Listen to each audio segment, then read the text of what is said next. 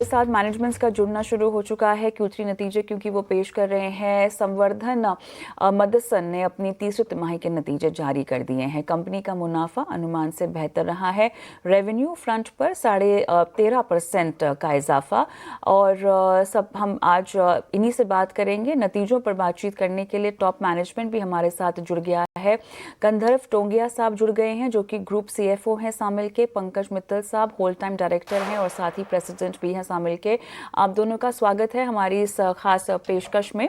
और चलिए गंधर्व जी आपके पास आएंगे। सबसे पहले प्रॉफिट्स की बात करते हैं जहां पे लगभग 9% का इजाफा ईयर ऑन ईयर इस क्वार्टर में हमने होता हुआ देखा है। लेकिन अब ओवरऑल डिमांड सिनारियो अगर हम समझना चाहें ऑटो और नॉन ऑटो सेगमेंट्स में तो आपको कैसे पैन आउट होते हुए दिखाई दे रहे हैं?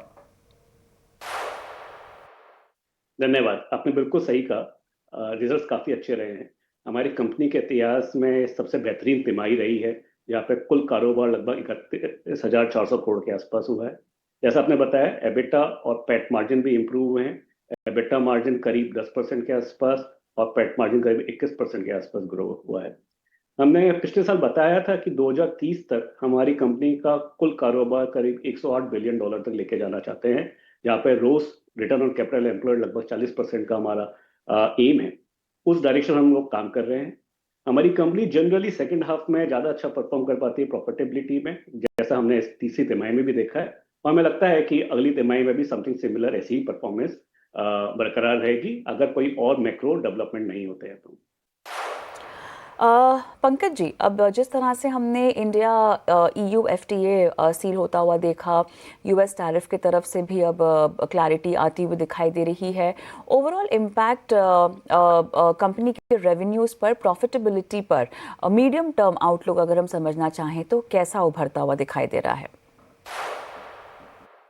जो भी फ्री ट्रेड एग्रीमेंट सरकार ने किए हैं, चाहे वो यूरोपियन यूनियन के साथ हो या नॉर्थ अमेरिका के साथ हो, फ्री ट्रेड एग्रीमेंट्स बहुत एक पॉजिटिव डेवलपमेंट होता है, क्योंकि इसके तहत जो दोनों मार्केट्स हैं वो आपस में एक दूसरे के साथ खुल के कारोबार कर सकेंगे।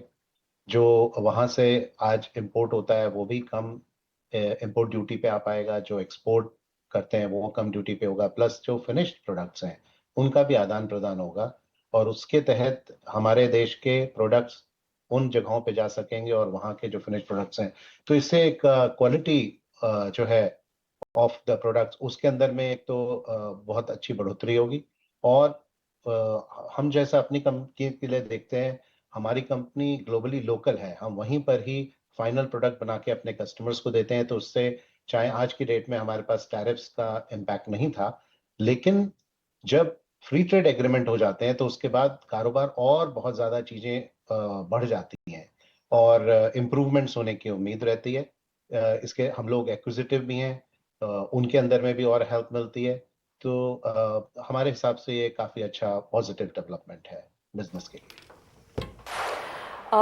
गंधर्व आपके पास आएंगे क्योंकि रॉ मटेरियल कॉस्ट जो है वो कहीं ना कहीं मार्जिन्स पर इम्पैक्ट डालते हुए दिखाई दिए हैं, ख़ासतौर से सिलेक्ट बिजनेसेस की अगर हम बात करें। अब इसका क्वांटिफिकेशन अगर हम समझना चाहें या typical lag effect in cost per customers पर जो पड़ता हुआ दिखाई देगा, वो हम कैसे समझे, कैसे इसका आकलन करेंगे और कितना पास ऑन होगा? जनरली हमारे कारोबार में जितने भी रॉ मटेरियल प्राइसेस में मूवमेंट होता है वो हमारे एंड कस्टमर को पास कर दिया जाता है।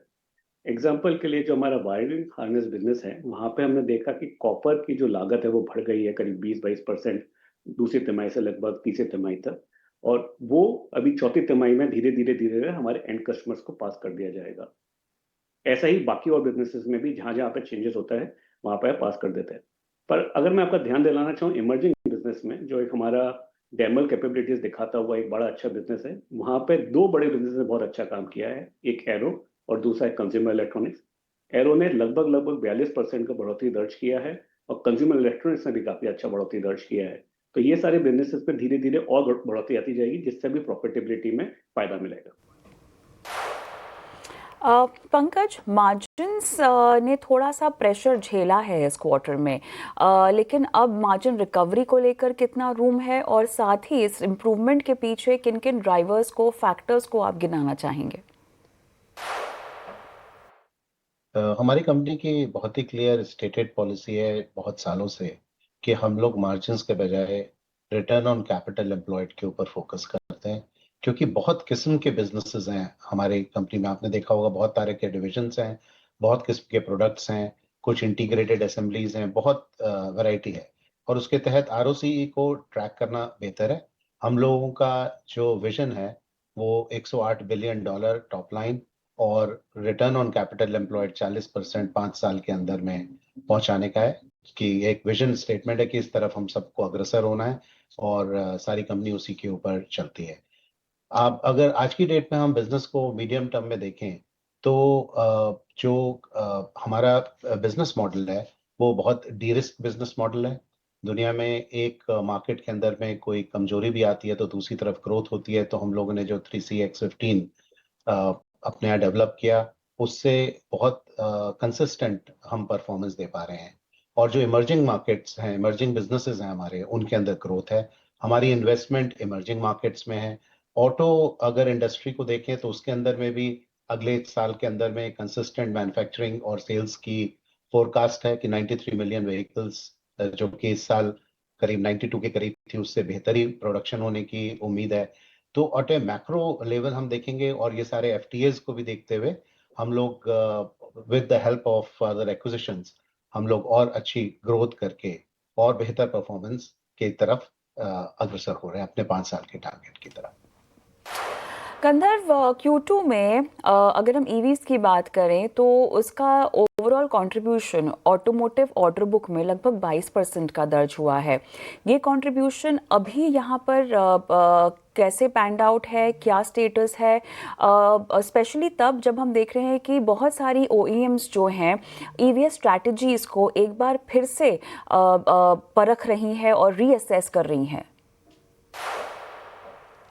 जैसे पंकज सर ने भी बताया कि passenger vehicle as well as commercial vehicle में काफ़ी अच्छी बढ़ोतरी के उम्मीद है और उससे हमें फ़ायदा मिलेगा।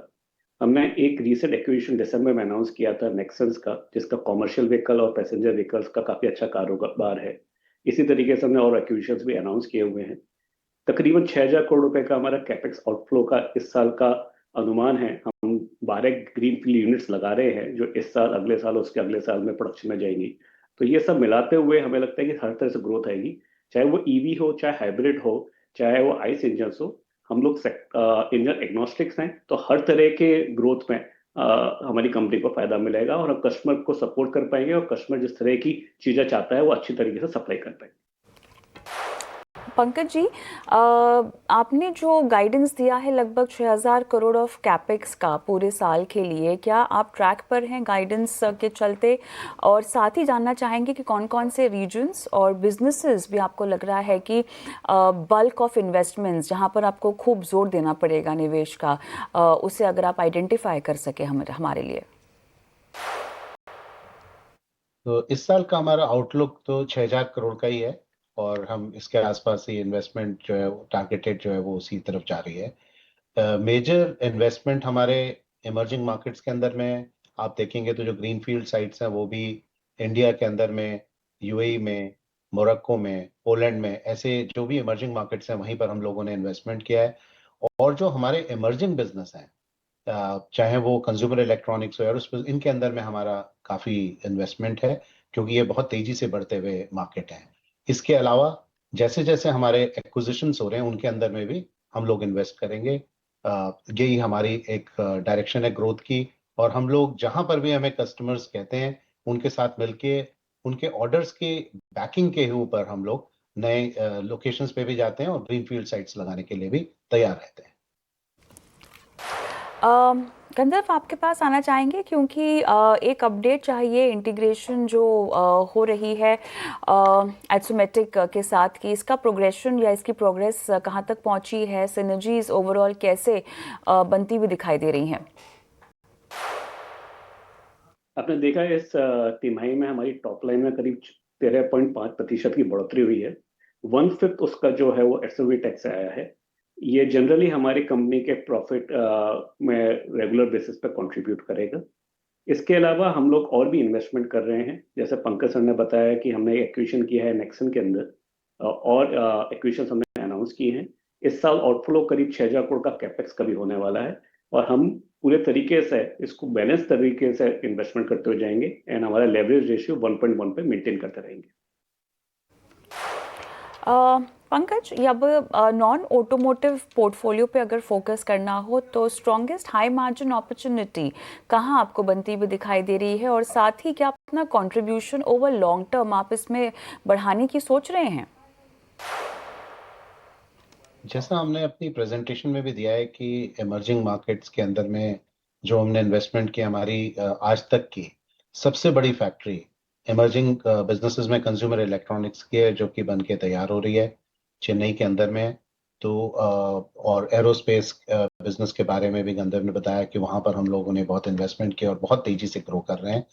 तो ये जो इमर्जिंग मार्केट्स हमारे, they are going to grow, उसके अंदर में बहुत अच्छी ग्रोथ होगी और उसमें हम लोग इन्वेस्टमेंट कर रहे हैं।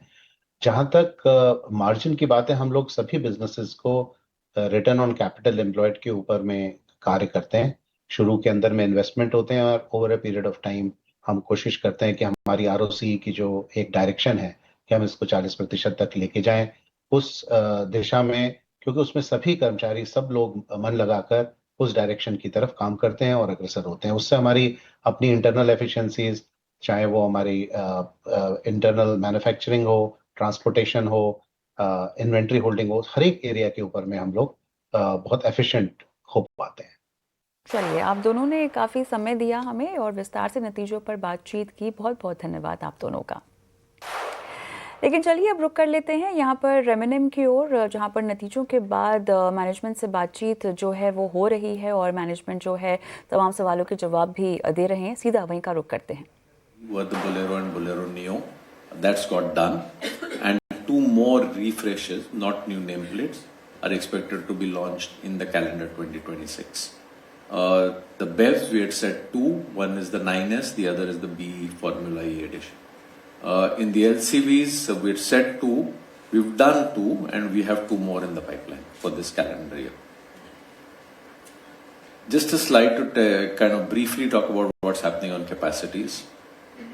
In calendar year 2026, we do want to increase both ICE and EV capacity. We'll see going up somewhat. That's more debottlenecking in Chakan and in Nasik. In calendar 2027, we have spoken about this earlier. We would see the new IQ platform, first products start coming out of Chakan. So we would see a capacity increase happening in Chakan to enable the first lot of new IQ to come out, and in calendar 2028 we will have the first products coming out of the greenfield in Nagpur, and that's something we announced recently, and we can take some questions on that if you like. LCVs, you saw very big growth again in Q3. We spoke about that. Market share still is very strong, over 50%.